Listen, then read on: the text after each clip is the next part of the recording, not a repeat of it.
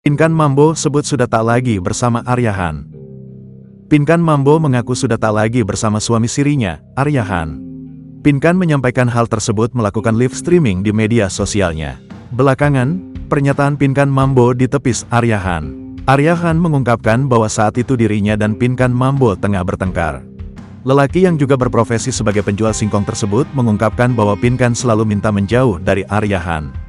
Dia kalau marah, "Ya udah kalau ini kamu pergi, aku pergi, ya udah kalau pergi aja," ungkap Aryahan, dikutip dari YouTube STARPRO Indonesia, Rabu, tanggal 29 Mei tahun 2024. Namun Aryahan menganggap hal tersebut hanya sekedar untuk meredam amarah keduanya, tidak mengarah pada perceraian. Kendati demikian, Arya mengaku sempat merasa kesal dengan tindakan Pinkan Mambo tersebut.